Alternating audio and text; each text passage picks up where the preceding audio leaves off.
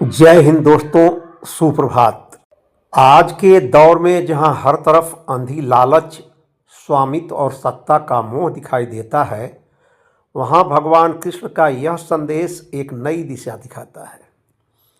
अक्सर हम उन श्रेष्ठ लोगों, सरल भाषा में कहें तो बड़े लोगों को देखकर भ्रमित हो जाते हैं, जो सब कुछ पाने के बाद भी केवल और केवल बटोरने के लिए भाग रहे हैं। लेकिन याद रखिए, जैसा कि पिछले श्लोक में कहा गया था, दुनिया उन्हीं को फॉलो करती है जिन्हें वह श्रेष्ठ मानती है। अगर आज समाज दिशाहीन है तो शायद इसलिए क्योंकि हमारे आदर्श गलत हैं। श्री कृष्ण सिखाते हैं कि असली पूर्णता सिर्फ बटोरने में नहीं, बल्कि सब कुछ हो जाने के बाद लोक कल्याण के लिए कर्म करने में है। भीड़ का हिस्सा मत बनिए, एक ऐसी मिसाल बनिए जिस पर सभी लोग भरोसा कर सकें। न मे पार्थ अस्ति कर्तव्यम त्रिश्लोकेषु किंचन, न अनवाप्तम अवाप्तव्यम वर्त एव च कर्मणि। हे प्रथापुत्र, तीनों लोकों में मेरे लिए कोई भी कर्म नियत नहीं है। न तो मुझे किसी वस्तु का अभाव है और न ही आवश्यकता, फिर भी मैं नियत कर्म करने में तत्पर रहता हूँ।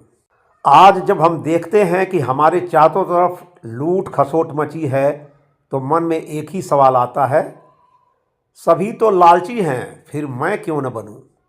जिनके पास सब कुछ है वे तो और लूटने पर तुले हुए हैं।